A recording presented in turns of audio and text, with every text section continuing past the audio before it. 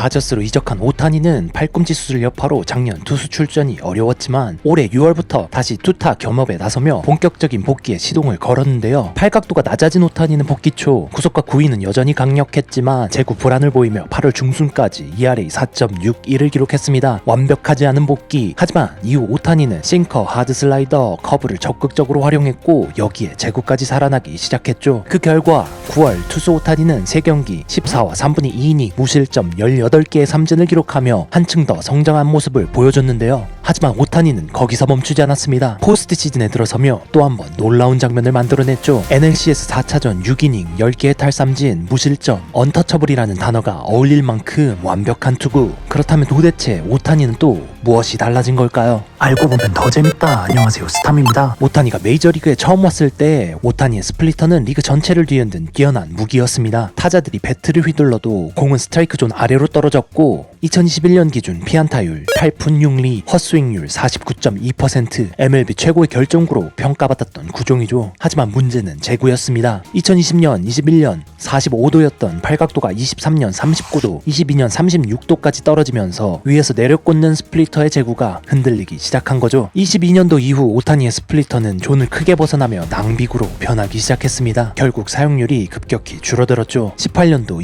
22%, 21년도 18%, 22년도 12%, 23년 6%, 그리고 2025년 정규 시즌 단 5%. 다저스 이적 후 좌타자를 상대로 간간히 던지기는 했지만 제구 불안으로 거의 사라졌다고 봐도 무방했습니다. 하지만 올해 포스트 시즌 잊혀졌던 그 구종이 다시 오타니를 한층 더 빛나게 했죠. NLDS 첫 등판 필라델피아의 중심 타선 카일 슈아버와 브라이스 하퍼를 상대로 오타니는 부활한 스플리터로 모두 삼진을 잡아냈습니다. 이날 오타니의 스플리터 비율은 10% 이상, 정규 시즌의 2배를 넘는 수치였습니다. 그보다 중요한 건 퀄리티, 스플리터가 다시 좋아졌다는 것이었죠. 슈와버와 하퍼는 총 4번 스윙을 했지만 모두 헛스윙이었는데요. 이전 마지막으로 오타니가 한 경기에서 스플리터로 이만큼의 헛스윙을 잡은 건 2023년 6월 27일 이후 처음이었습니다. 이번엔 공의 낙차뿐 아니라 위치와 제구까지 완벽했는데요. 스플리터는 존 아래, 스트라이크 존 바로 밑에 정확히 몰렸고 타자들이 칠 수 있을 것이라 생각할 만큼 붙어 있었습니다. 낭비구가 아니라 유인구로 진화한 스플리터였죠. 그리고 다저스를 결승으로 이끈 NLCS 4차전 총 109의 피칭 중 9번의 스플리터를 던졌고 5번의 스윙 중 5번 모두 헛스윙을 유도해냈죠. 오타니의 진화는 스플리터 부활로만 설명되진 않습니다. 새로운 구종을 추가하고 옛 무기를 되살려냈죠. 올해 오타니는 기존의 스위퍼와 포심 외에 새로운 하드 슬라이더와 커브볼을 본격적으로 던지기 시작했는데요. 특히 커브볼은 6월 복귀 당시엔 한 개도 던지지 않았지만 8월 이후 비율이 급격히 상승했습니다.